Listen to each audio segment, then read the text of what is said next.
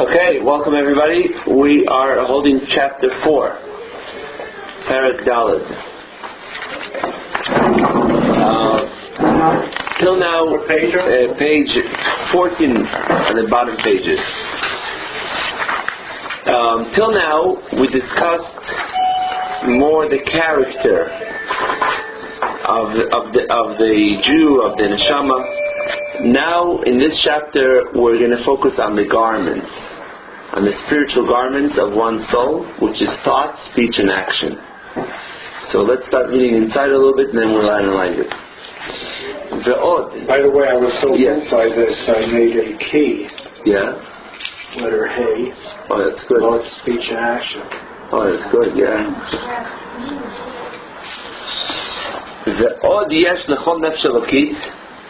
Additional to what we spoke about before, that there is intellect and emotions that exist in the godly soul, which we said that we have two souls, animal soul, godly soul. Each one has its own level of intellect and emotions. And besides that, there is also, we're saying to the godly soul, but because we're focusing now on the godly soul, but really it also exists by the animal soul. But that we're going to go in chapter 6. We're going to go back to the animal soul, and we'll see how all these things that we spoke about in the godly soul, how they exist by the animal side of ours. And now we're focusing on the neshama, the godly soul. So besides this intellect, which is intellect learning of Torah, and intellect learning about the greatness of Hashem, and meditating about it, doing davening, then we have the emotions, which is we learned that there are 7 levels of emotions, even though we didn't elaborate all of them, but we're just going to go through all of them quickly, even though it's not so necessary, but just to get the full picture. So we focus more on the 3 levels of intellect in chapter 3, which is Chachma, which is the flash, the initial idea. Bina is the analysis and the full understanding of a concept. Dat is the personalizing and internalizing the idea until it gives birth to an emotion. So with the emotions, we learned that there is generally chesed and gvura, which is ava and yira, love and awe. Okay? The right wing is love and the left wing is awe. Okay? So on the one hand, we learned that when you're thinking about the greatness of Hashem, you feel desire that you want to be close to Hashem. On the other hand, you feel awe of Hashem. Hashem is so great, who am I? I'm so small. You feel awe and shame, like we're going to discuss over here soon. Then comes the third one, which is Tiferet. And Tiferet is which means beauty, but it really means mercy. It means a balance of chesed and gvura, of right and left, of kindness and stringency. And the reason why it's called beauty, because beauty is when you have a mix of colors. One color could be nice, but when you have a blend, harmony, it creates beauty. So the third midah is called Tiferet because it's a mix of chesed and gvura. It's beauty, because it's a balance. And it's basically the midah of rachamim, of mercy, because if we're talking about helping another person, so chesed, the attitude of kindness, says, yes, go ahead, help every person you see on the street. If they need help with money, with advice, help everyone, and with no limit. So there is no limit of quantity, non-quality. You're ready to help every person and give them as much as. Like Avraham is an example of chesed. Avraham is helping every person. Doesn't matter who enters his house. He wants to help them. He wants to give them everything is possible. It's giving, and giving everything with no limit. Gevura is stringency, to be judgmental, to say, well, does this person deserve? Okay, so most people are not going to be deserving, and a lot of times, when even when you're someone asking for tzedakah, you say, well, he didn't work for it, why should he get it? But in Judaism, we know that tzedakah it's for the word tzedek, which means justice. We don't, even though in English it's called charity, but charity is more kindness, like you're kind and charitable. But in Hebrew, the word for it is not chesed, it's called tzedakah, justice.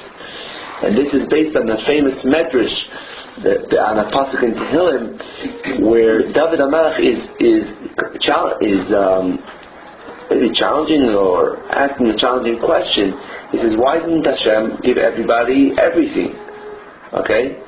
I think it's Samach Aleph. So he says, with Chesed ve'emes, man intaru. I remember the beginning of the pasuk, but basically the point is that if Hashem would give everybody everything and nobody will be in need, then there will not be concept of chesed. Hashem wanted that we should learn to do chesed. That's why Hashem created that every person is poor. This person is poor in money. This person is poor in advice.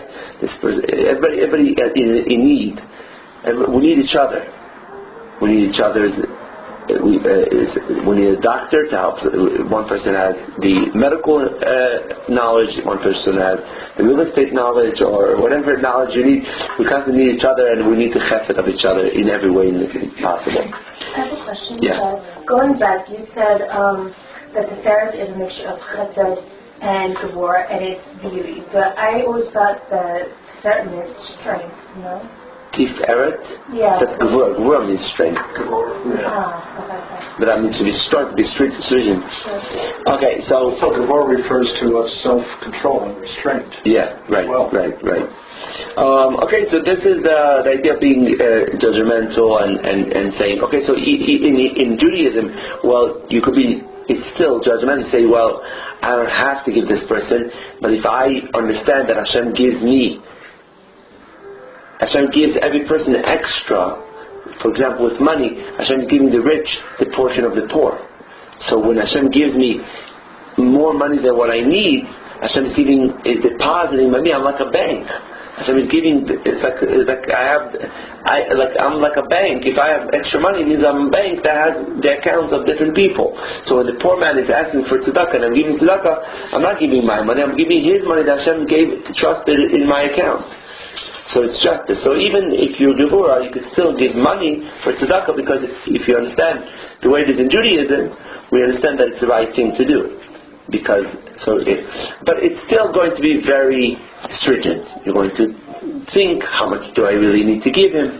So for example, it says about Avraham Avinu, it says that he used to do chesed and mishpat. So mishpat and tzedakah. So the question is, it's a contradiction. Mishpat means to be judgmental. Tzedakah means to give. So it says in Chassidut that. Sorry, don't know what that is. As soon as I can find it, I'll show you. Okay. So it says mishpat with himself, tzedakah with others. Avraham Avinu was so humble, and that's another interesting thing, that Avraham Avinu, his kindness came along with humility. He was so humble, like we know he says, Anochi afar v'Avraham dust and ashes. He said that if not for God's help, he could have turned into dust when he was fighting the kings, and he could have turned into ashes when he was thrown into the furnace. So he says, he looked at himself constantly, I'm like dust and ashes. He says, I'm existing because of the kindness of Hashem. So Avraham was so humble, and whatever money he had, he judged himself, how much do I really need? And all the rest he gave for tzedakah. So this means he was judgmental with himself and charitable with others. So this is one way. That's the chesed way, the kind way. That you're kind with your money to give others, and you leave for yourself very little. Someone who is more gevurah, stringent, he will say, well, I need more. And he may give less tzedakah because he's so judgmental. Someone who's chesed, he always looks at himself and says, everybody's better than me. Look at everybody with good eyes. So he says, I don't deserve to have more than others, and you're ready to give more of what you have to others. Someone gevurah is better, look at everybody with a stringent eye. Maybe you'll also look at yourself like that. Anyways, each one has their challenge. The gevurah is more judgmental, especially when it comes to court. It comes to okay. Anyways, rachamim is in the middle. Because what does rachamim say? Rachamim is mercy. he says to the judgmental person, you're very judgmental of this guy. You say he doesn't deserve it, right? But still have mercy for him. Okay, so Chesed, because of A, B, and C. So Chesed is unlimited giving, and Gvura is unlimited stringency, and Rachamim is in the middle. He says he compromises in Chesed and Gvura. He says on the one hand, he says give even somebody who doesn't deserve. So it's like in a way like Chesed. But one second, but still there is a certain judgment, because he says we have to judge even though he doesn't deserve it, but he deserves my mercy, my pity. Okay, so it's like compassion. So my passion. So it's like in the middle. It's like I'm giving, and Rachamim goes with no limit. Like the famous story, I think it was with the Alter Rebbe, they said about this certain person that he's such a rasha, you can't even have Rachamim on him. So then the Alter Rebbe says, if so, we should really have Rachamim on him. If Gevurah means strength and power, how is it related to stringency? How is it related to? Because you could do it. You could be stringent on yourself or on others. And also, you could be too harsh as well. But I thought Gevurah was the quality, the need, the characteristic of Hashem, which was of power and strength. Yeah. Is it because you're associating judgment with power? Well, that's a very good question. It actually, there's, in a way, sometimes we say that Gevurah is even more chesed, more giving, like powerful giving. So tough love.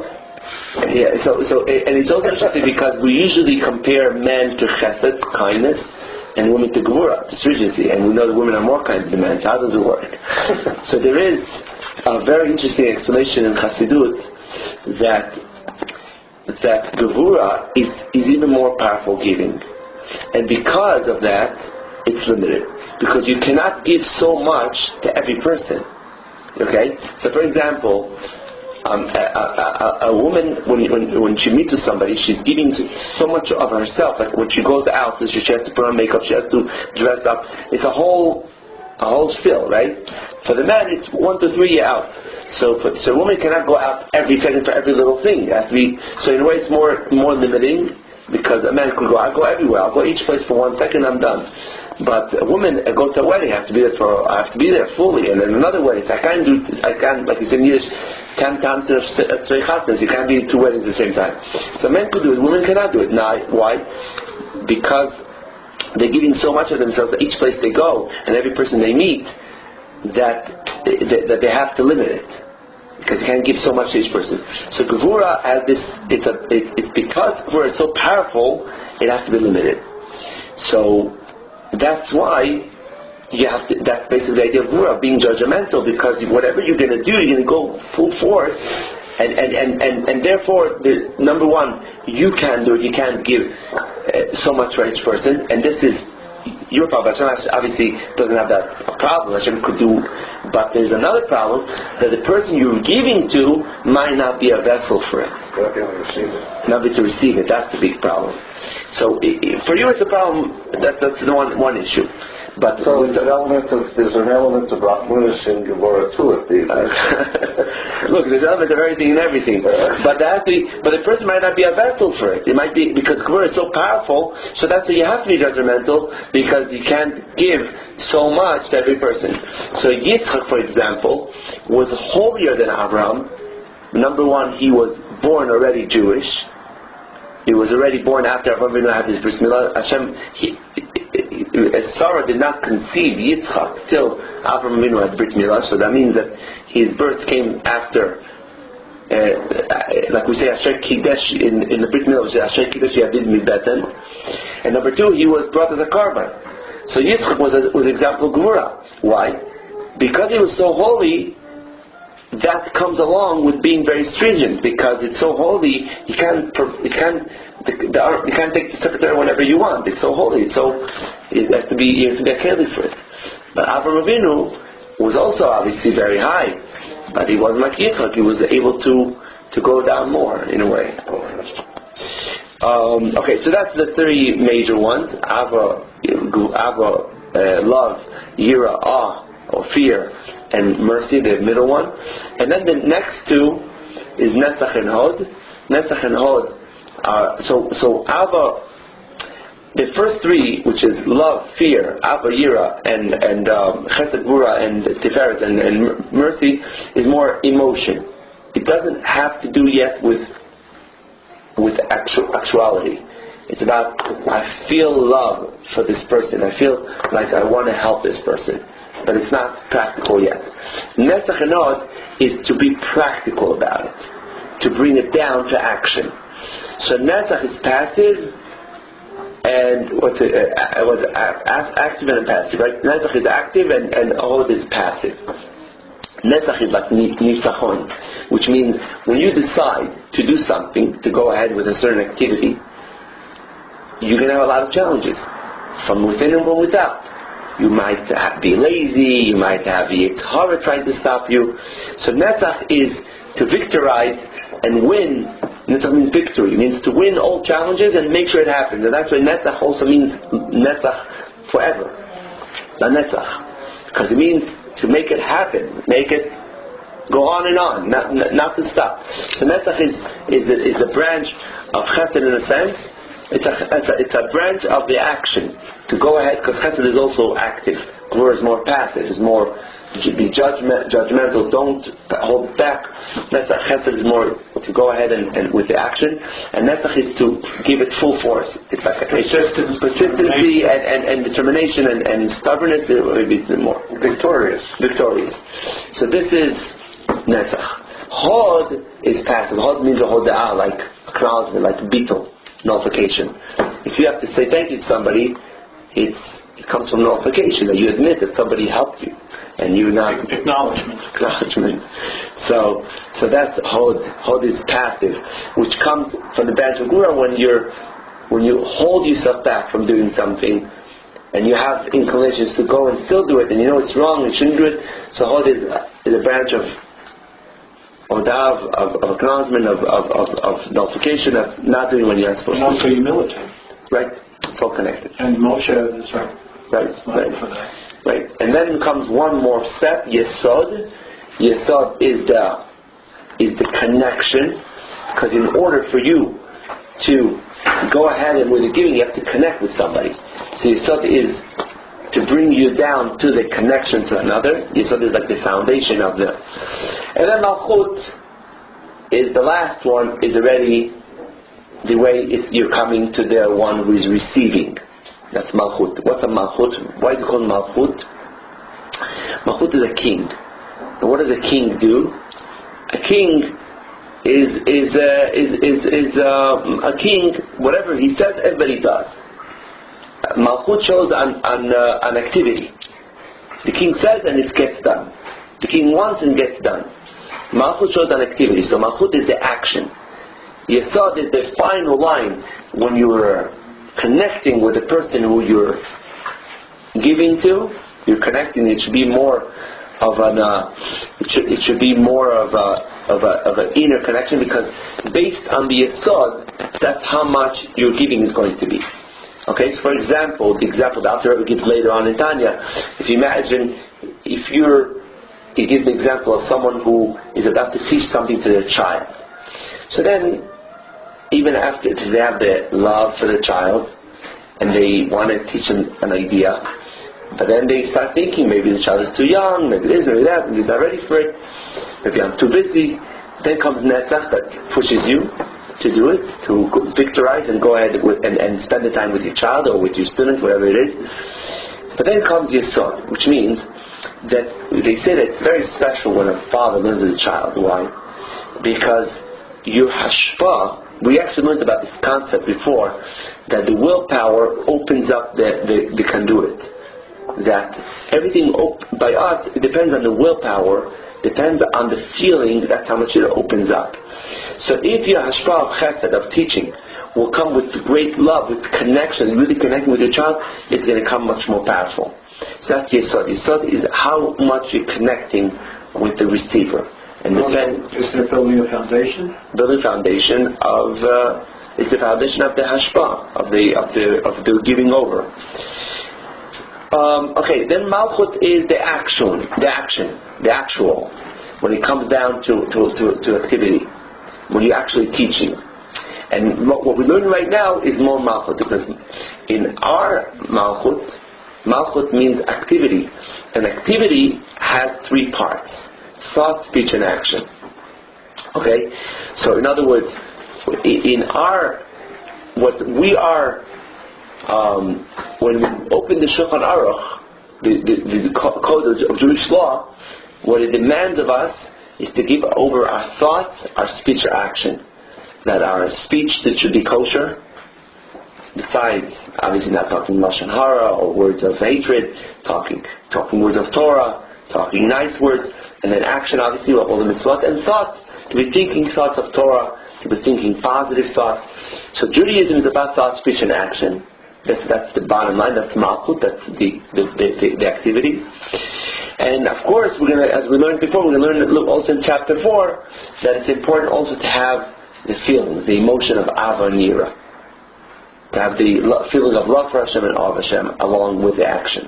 So let's start. Additional to the intellect and emotions, every nefesh elokit, every godly soul has shlosha levushim, 3 garments, 3 spiritual garments, shehem, which are machshava, dibur, ma'aseh, thought, speech, and action. Torah, and those thought, speech, and action is thought, speech, and action of the 613 mitzvot of the Torah.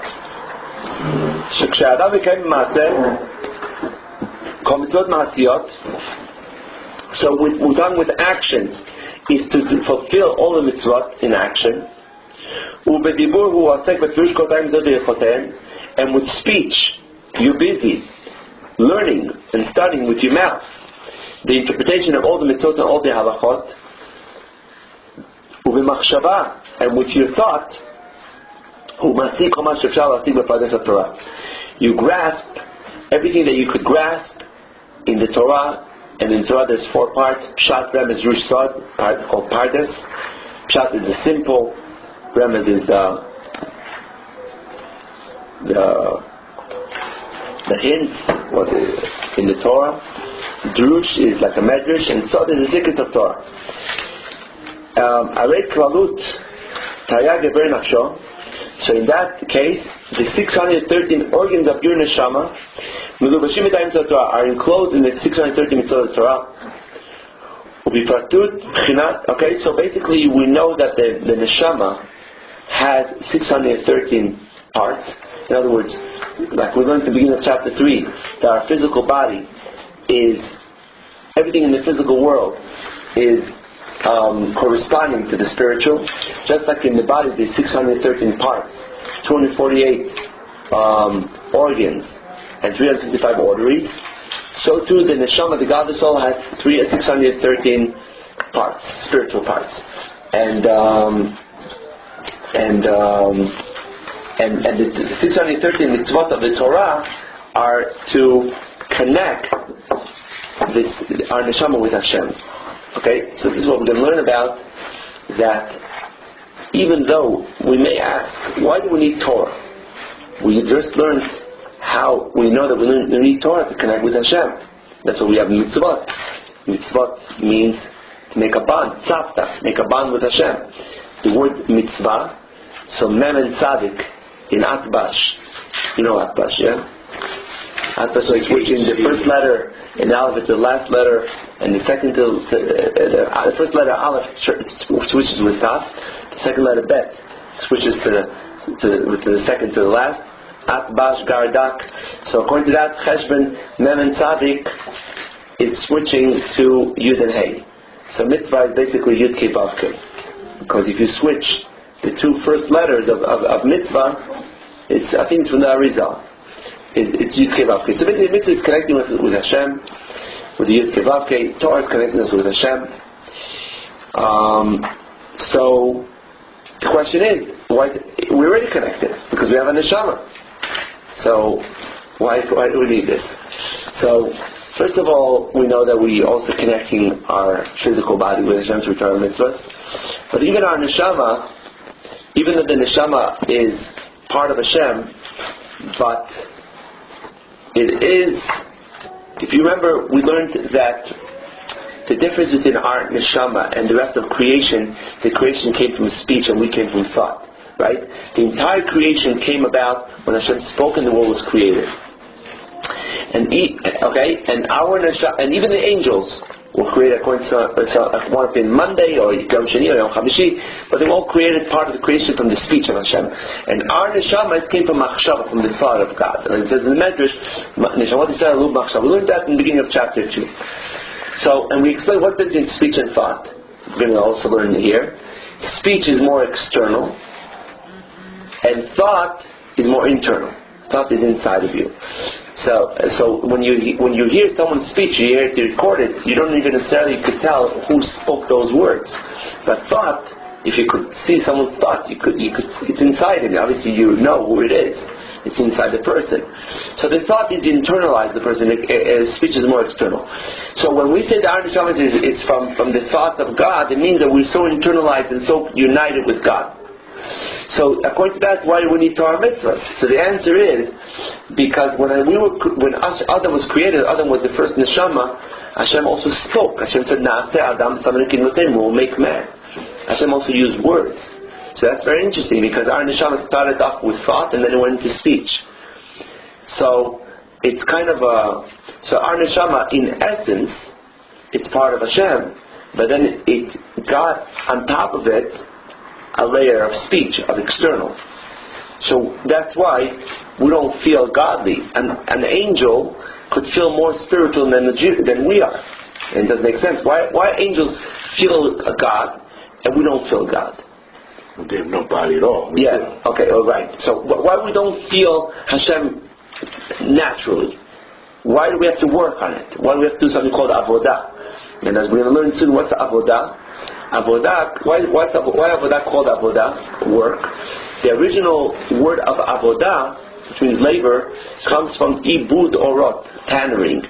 Tannering, I don't know how much we're familiar with this kind of work, but it's very, very hard labor.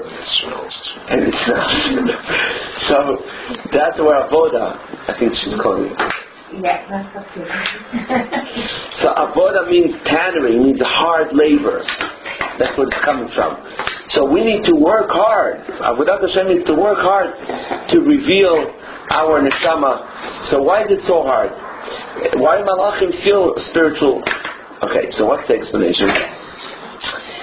The angels, even though they come from a lower level of godliness, they come from speech, but they come obviously from a place where it's more revealed. But we come from a level of thought, and deep inside we're even more connected to the malachim, but it's concealed. That's the problem. The Ar Neshama is concealed. Why? Because Ar Neshama comes to a level of thought, but then there was also a level of speech. Because Hashem said, "Naaseh Adam b'samarikin noten." Hashem created Adam with speech. So that means Hashem created this external garment on top of the internal garment. So the internal garment of Ar Neshama is so pure and so connected to Hashem. That's what we feel on Yom Kippur, when we feel the depth of Ar Neshama. But on a regular basis, we don't know. On Shabbos, we spoke about it. But on a regular basis, we don't feel that depth of Ar Neshama, that has such internal connection with Hashem. We only feel the external part, the speech part of it. So this is why we need Torah mitzvahs. The Torah mitzvahs able to reveal Hashem and to reveal the depth of our neshama. There's a concept, choser b'neor in halacha. When there is, let's say there is a drop of milk that falls into a pot of meat, which is kosher because it's only a drop. But imagine if more milk will fall out. So the question is if it's going to bring back the milk that fell before or not. It means that there is a concept that something could have been hidden, but once something else came into the picture, it woke up what was there before. So this is what happens with Torah mitzvahs. Torah mitzvahs is part of God. And when we learn Torah mitzvahs, suddenly we wake up the hidden part of our neshama. So naturally, when we, even though we are Jews and we have this neshama, but it's hidden. It's hidden, and we need to wake it up. We need to wake up our neshama. Hi, we'll come back. We need to wake up that hidden neshama through Torah mitzvahs. So this is why we need to Torah mitzvahs. Okay, so our neshama has 613 parts, and every mitzvah is connected to one part of our neshama, and that's it says in the Arizal that the reason why there's one soul being recoronated, coming again and again, because every neshama has to go through observance of all the 613 mitzvot in thought, speech, and action. So it has to. How can that be? Oh, that's a good question. But there are not so many. There's the mitzvah of a king. It says this is the only mitzvah. The mitzvahs are for kings, which obviously not every Jew got the opportunity to be a king. It says that the king is the heart of all the Jews. It's like he has a general neshama, and when he fulfills his mitzvahs, it's making up for all the Jews. But other than that, even a Kohen, every neshama has to come down also as a Kohen once upon a time. In other words, the truth is that every neshama is as a Kohen. When Hashem says about the Jews in Mamlechet Kohanim, every neshama in the Zohar, it calls the neshama Bat Kohen, the daughter of a Kohen. The neshama is a Kohen. So every neshama has to come through again and again, once upon a time as a Kohen as well, and to be able to fulfill all the mitzvot. So obviously we understand that all our neshamot were there already in the time of the Beit HaMikdash to fulfill all the mitzvot of the Beit HaMikdash, but we have to go again and again till we fulfill all the 630 mitzvot in thought, which is studying of Torah. Speech is also studying of Torah, and also some mitzvahs are with speech, like Kriya Shema, and action. Okay, so when we do that, we are connecting every part of our neshama back to its source, back to its root, and we are connecting the God into the 630 parts of the body. So this is why, if a person is healthy spiritually, he will be healthy physically. Because by Jewish people, we're receiving the ore from Hashem through our neshama. So if you're a Jew, you're stuck. You can't be healthy unless you're spiritually healthy. It's very hard. So that's what it says in the Gemara. It says, what happens when someone has a headache? So the Gemara says, go and study Torah. What happens when someone has a pain in his stomach or whatever? The Gemara goes through like a few things that you may have pain. The Gemara says, about each thing, go and study Torah. And the question is, what does that mean? So basically it says, Torah is the cure. How does it work? So the answer is, because obviously there is one part of Torah that you still need to learn, because there's obviously a blemish in the body, it comes from a blemish in the soul. And if you're going to study that part of Torah, you'll be okay, but you don't know which part of Torah, so just keep on learning till you get there. So this is why in the history, when we received the Torah and we were perfect, we also cured. At the time when we're coming out to Pesach, and it is actually, according to Kabbalah, 3 times, one after the other, that are connected with spiritual health and physical health. First, Pesach, which is the matzah. The matzah is called in the Zohar Mecha de Mehemnuta, food of faith. It's also called Mecha Dasvata, food of cure. So the way it is in Chutz La'aretz, on the first night of Pesach, it's food of faith, and the second night is food of cure, okay, a physical cure. So in Eretz Yisrael, we do both together. There's a question of why, according to Kabbalah, why do we have 2 days in Chutz La'aretz? So Kabbalah always gives a nice taste to everything, because right now we think, well, we do it because meaning of Hussein B'Yadin. We did it back in the days when we didn't know when Rosh Chodesh is. Now we just keep the custom. But in Kabbalah it says no, it's much more than that. It's because that on Yom Tif we're drawing down spiritual energy. That's true without Yom Tif. And here in Eretz Yisrael, because we're so connected to Hashem, in Eretz Yisrael we could do it in 1 day. In Chutz La'aretz we have 2 days to do it. So what's accomplished here in 1 day, outside of Israel is accomplished in 2 days. So we have 1 day when the matzah is doing both spiritual and physical cure. Emunah, faith, is a spiritual cure, and the second, and then the physical cure as well. The Rebbe used to give a lot of times to people who needed refuah, he gave them from his matzah. So there's a doctor who was still working quite nice. He knew whenever the Rebbe gave matzah, he'd grind his matzah, make pills from it. Anyway, because the spiritual bring the physical cure, and then we have ER, which is also a spiritual cure and physical cure. It says in Kabbalah that ER has two abbreviations. One is Ani Hashem Rofecha, which is physical cure, and also has abbreviation of the four legs of Hashem's chariot, Avraham, Yitzchak, Yaakov, and Rachel, which is the four legs of Hashem's chariot. So these people were being a chariot for God means that you spiritually a chariot for God. You nullify to Hashem and you have full emunah, full devotion to Hashem. So again, you see the combination of spiritual cure that comes along with physical cure, and then comes the Shavuot Matan Torah when we have the spiritual cure of Am Yisrael, when we finished refining all the 49 gates of impurity, and we were standing pure and holy before Hashem, Matan Torah, and it says the Matan Torah everybody cured. Everybody was able, all the blemishes from Mitzrayim, from the slavery, everything was cured. So again, spiritual and physical came together, and there's a whole explanation, there's 3 different levels, but it's all the same concept, that our neshama and our body comes hand in hand. In other words, Hashem hid the neshama, our neshama, in the physical body, in the physical soul, and it's wrapped around in many layers. First, it's like we said, the layer of speech, because first the neshama, the essence of the neshama is it's like the thought of God. It's essentially connected to Hashem at a level of thought, in very inner. But then on top of it is a layer of speech, on top of it is the physical soul and the physical body, and all that hides in the neshama.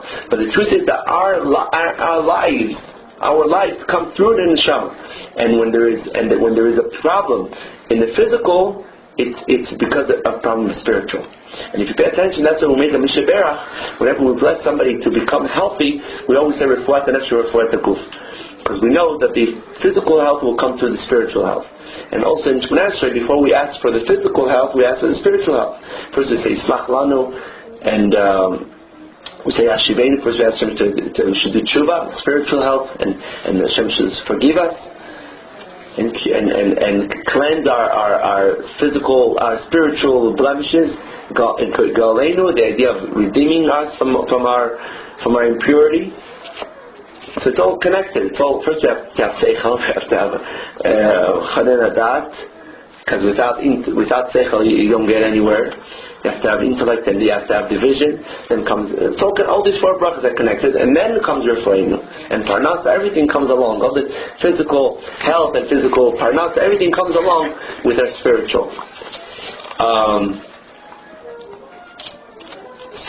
And that's what the Gemara says. The Gemara says if someone has challenges, he right away has to yifashpesh b'ma'asav. He has to search through his actions. That's a Jewish way. Is that whenever something, the difficulty, the challenge, it's the first thing is to Torah, and especially when it comes to health, because health of the body, health of the soul comes hand in hand.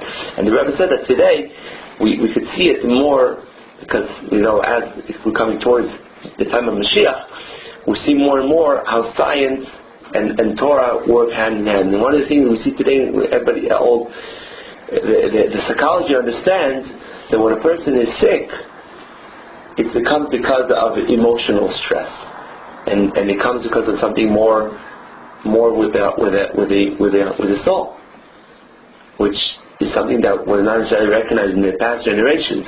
We more and more recognize that the physical is affected by the spiritual. That for a Jew to be emotionally well, we need the Torah mitzvahs. So this is what we're learning over here, that to be healthy in the 613 parts of the soul, it's through 613 parts of the Torah, which unfortunately there's a lot of, today we could do less than 200, because most of the mitzvot don't apply today. But we could still, by learning them, we connect with all the mitzvot. Ubifratut, and this is one of the reasons why the Rebbe started with a big campaign of Rambam learning. Now it's already becoming more and more popular. It started 30 years ago. They started with that campaign. And one of the ideas, besides the idea of Achdus, that they're learning the same thing, also the idea of Achdus, that the Rambam is the only halacha book that combines, the Maimonides combines the whole Torah. And the Rebbe says also, because we need to learn every part of Torah. Not every Jew is on level to finish Shas. Hopefully you should get that level, but it's important to go through the whole Torah, and especially in halacha. So that's why the Rambam is, if you go through the Rambam, it's enabling you to bring health to your neshama, because it's like, imagine there is a part of your body that you never exercised. That part of the body could wear out. You want to bring health into the entire body. So if there's part of Torah that you never touched, never learned, God forbid, it's a lack. So when you learn the Rambam, you're able, in an easy way, I mean, it's not so easy, you have to obviously learn, if you learn 3 chapters a whole year, or 1 chapter a day, then it's 3 years, but it's time, it takes time, but you at least go through the whole Torah, and you bring health to every part of your neshama. And there I pointed out another thing, that it says, that the same Torah you learn here, you learn in Gan Eden, in paradise. Now, and obviously over there you learn at a much deeper, higher level. So even if you learn something in Torah on a very simple level, it doesn't matter. As long as you learned it, there you learn much higher level. But if you never touched it, then you don't touch it over there, because you do over there. That's what it says in the Gemara. Fortunate is the one who comes to the next world with his Torah, because you're going to study there whatever you studied here. But over there it's obviously a much higher level, because it says that because over there they don't know of physical terms. Like there is a special deeping in the Har Dinur, a river of fire. The neshama goes through that deeping and he forgets anything physical.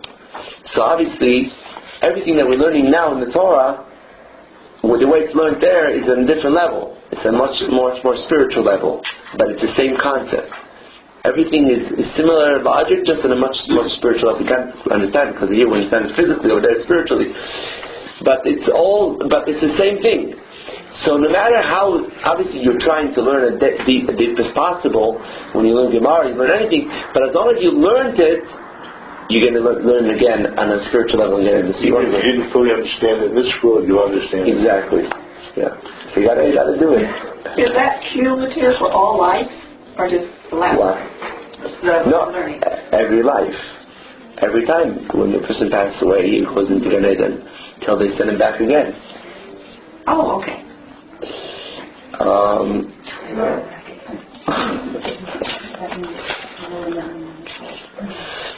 We do it P'chinat Chabad B'nafsho. So every part of your neshama is enclosed in the Torah you're learning, especially your intellect. Out of everything, your intellect, especially your intellect is enclosed in the Torah you're learning, the Pardes, as much as you could understand, according to the level of your understanding, according to the root of your neshama. And that's a very interesting concept, that everybody comes from a different source of the neshama. This is the famous story of the Al-Sheikh. The Al-Sheikh lived in Tzfat the same time as the Arizal. And whenever he would go to the class of the Arizal in Kabbalah, he always fall asleep. He got very bad. He would fall asleep. And the Arizal said that your neshama, it comes from a different shayrash. In other words, he explained to him that every neshama, there is 4 parts in Torah, and every neshama comes from a different part of Torah. Every neshama comes from a different source, and some connect more with this part of Torah and this part of Torah. So obviously we know that just like the mitzvah, there are some people who start Torah all day, but still everybody needs to at least learn the Torah a little bit of the day. So we know that everybody has to do everything. And it's important for every Jew to learn every part of Torah. But there's one specific part of Torah that is connected to you.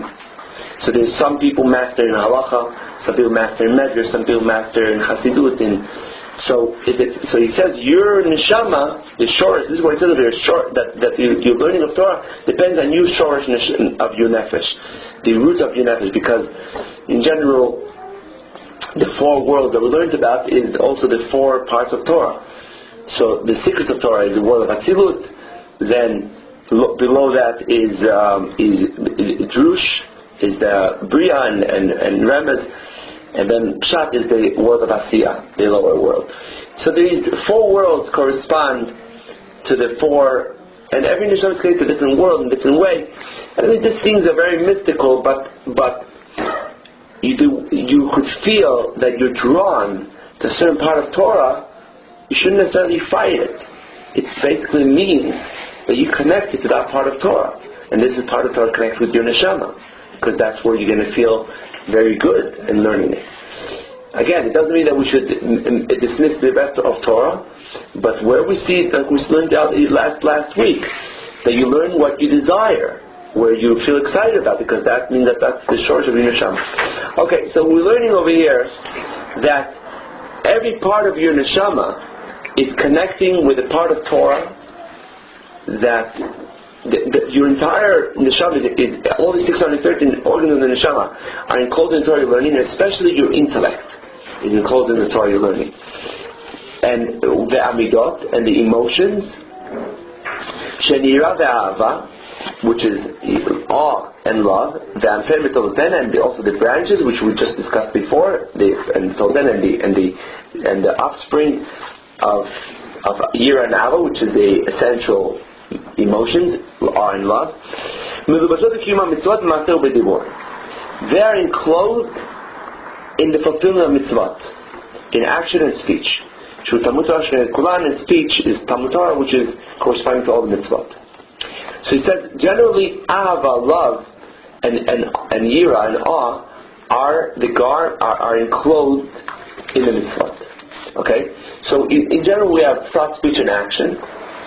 And we said thought is more connected to intellect, and speech and action are more connected to emotions. Okay? So thought is more connected to intellect, because with your thought is essentially the garment of the intellect. That's what you're learning with you use your intellect to analyze things that you think about. But the emotions is more with the deeper remarks like speech and action. So he says, in general, even though we said that every mitzvah you have to have av and yira, you have to have the two wings of the bird that we learned last week, the love and the awe of Hashem, two wings, but mostly av, love, is more, like we just said, it's more active. So the ava is the motivation for action of the 248 positive mitzvot, and yira is more passive. It's more to hold yourself back from doing 365 negative mitzvot, to hold yourself back and with awe and shame and not do them.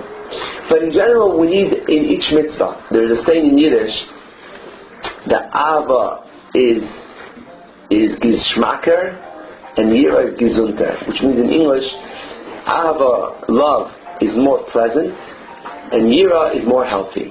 In a relationship, right? You want to have a loving relationship. You don't want to have a husband and wife or friends. You don't have a relationship of awe. It's more pleasant, it's more enjoyable, it's more exciting when it's a relationship of love. But if you don't have yira, you don't have fear, that's not healthy. Why? Because you don't have fear of each other. Why? Because then you take advantage of each other. You say, the guy, my spouse loved me so much, so he could forgive me for this and for that. So you take advantage. If you have a certain, not necessarily, it could be, awe could be on different levels. It could be fear, for God forbid, you're going to get into a fight and this spouse is going to leave the house. I don't know, we're not talking about that. We're talking about awe, like a certain awe of each other. So it's not just love, because love doesn't necessarily secure the behavior of each other. Because just love means I'm very excited about the other, I'm going to do things to please them. But when I really want to do something else, we're so in love, the spouse will forgive me for this. But when you have awe, it's very healthy. And the same with Hashem. that we need to have love. I mean, besides this more spiritual explanation why we need those two emotions of love and awe to be the wings of every mitzvah, but there is also a practical side to it, that Ava will bring good excitement to the mitzvah, life. Like we said, the Baal Shem says that a mitzvah without a feeling, it's like a body without a soul. So the Ava is going to bring life to the mitzvah, more liveliness and excitement, which is important. And the Yira will keep you in line, exactly. So we need both. So, but generally, Ava Yisrosh Kol Ava is the root of all the 248 positive mitzvahs, and they're drawn from it. And without Ava, they're not going to be a real kiyum. They're not going to have they're not going to last. They're not going to have real lasting. Because someone who really loves Hashem and wants to be attached to Hashem in truth, he can do the mitzvah. But you can't really get attached to Hashem. You cannot really attach yourself to Hashem only through the mitzvot, which 248 positive mitzvot are corresponding. They're called in the Zohar 248 organs of the king, so to speak. So the Ava is really, if you really have desire to be close with Hashem, so it's only possible through the mitzvah. Because a mitzvah is like an organ, so to speak, of Hashem. What is an organ? We learned before that organ is a vessel for the energy of the soul. So every mitzvah is a vessel for the kedusha. Because we say Asher Kiddushan b'mitzvotav, that it's a vessel for the kedusha, the holiness of Hashem, which dwells in you when you do the mitzvah. And if you don't have love and you just do it out of a habit or it's not going to last. You have to have a drive that you really want to attach yourself to Hashem, and that's going to ensure that you keep on doing the mitzvah. You can't rely on just a habit or just, okay, we do it every day. You have to have love. Without love, okay, when you're in yeshiva and you're with people and everybody's doing the same thing, and that's in style, you may do it. But then after that, when you're on your own, how do you know how things will continue? You have to have the drive, you have to have the love, you have to have the motivation all the time. There's a famous medrash. We'll talk a little bit about it now. We'll continue next class. But there's a famous medrash of David HaMelech that, well, actually it's Rosh Chodesh, so it's appropriate. The first psalm of Hallel, it says over there 2 psukim, which is basically an argument that David HaMelech, King David, has with the nations of the world, with the philosophers of the nations. And the philosophers of the nations are mocking the Jewish people, because they're saying that the Jewish people were making God very cheap, as if God cares about these physical things like tefillin square and black and all these physical technical things. We make God very cheap, that this is what He's all about. And as opposed to them, the nation of the world, that they take God much more in a much higher and lofty way. God is more spiritual, and the way they serve Him is more with emotions and more emotions and meditation, and they make fun of us. And King David starts off with a pasuk. He says, Ram al kol goyim Hashem ala shamayim kivodo. He's talking about the nations, al kol goyim, that the nations are saying that Hashem is exalted. Ram, Hashem is exalted. Ala shamayim kivodo. Where is Hashem? In the heavens, in the spiritual. Okay, so they mock us. They say that God is in the spiritual, this physical. I mean, besides the fact that this affects Hashgacha Pratis, they say God doesn't care about what we do in the physical. We could do whatever we want to do.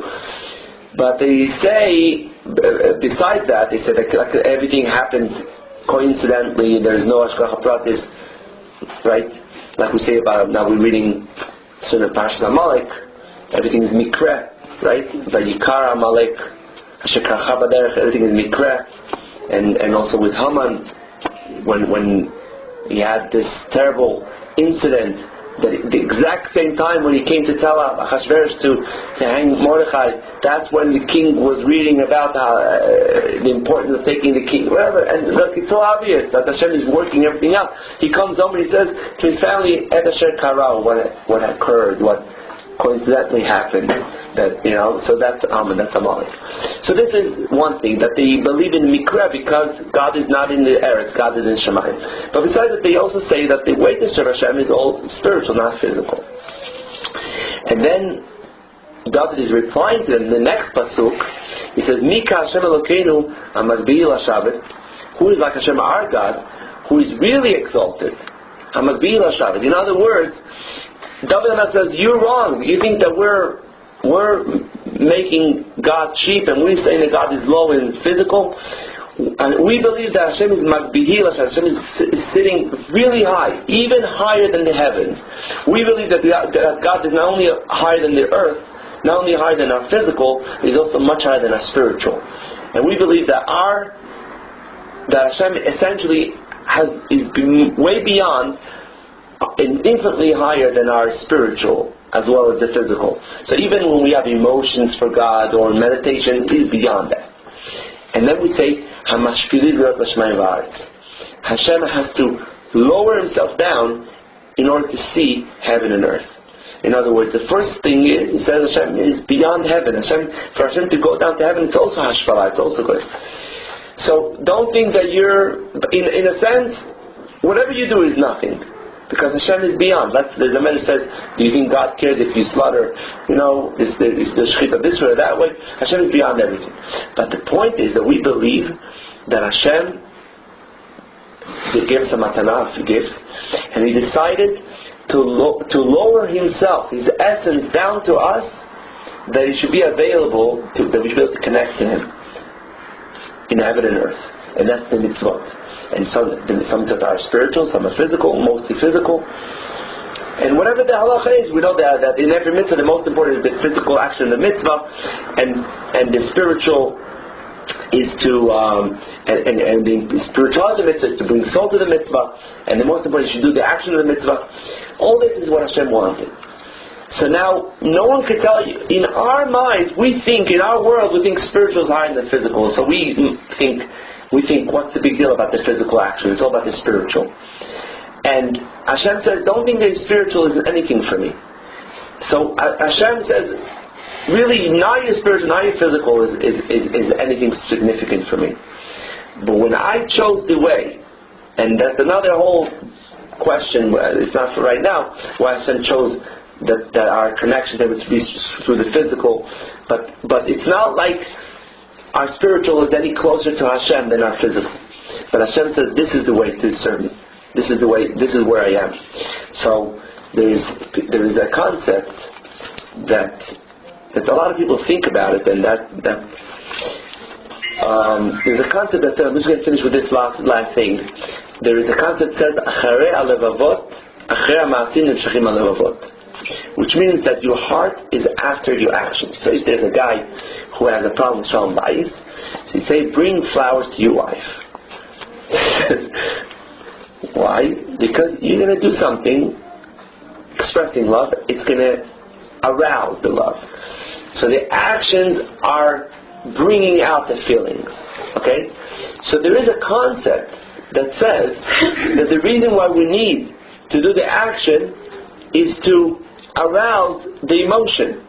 So there's people who, till today perhaps, who think that in the mitzvah the most important is spiritual, and mitzvah is just to bring out that spiritual. So the most important thing is the meaning of the mitzvah and the connection to Hashem, the spiritual feeling of connection to Hashem, and the physical activity is just to bring it out. But we know the halacha is that if you don't do the action of mitzvah, it doesn't count.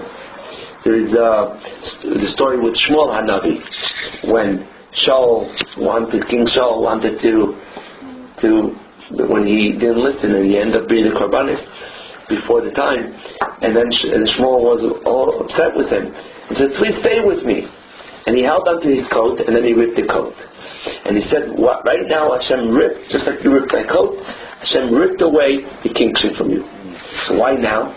Because now he did a physical action. And the Nevuah, till now, the prophecy of Shmuel was more in the air, was more spiritual. When he did something physical that expresses it, he brought it down.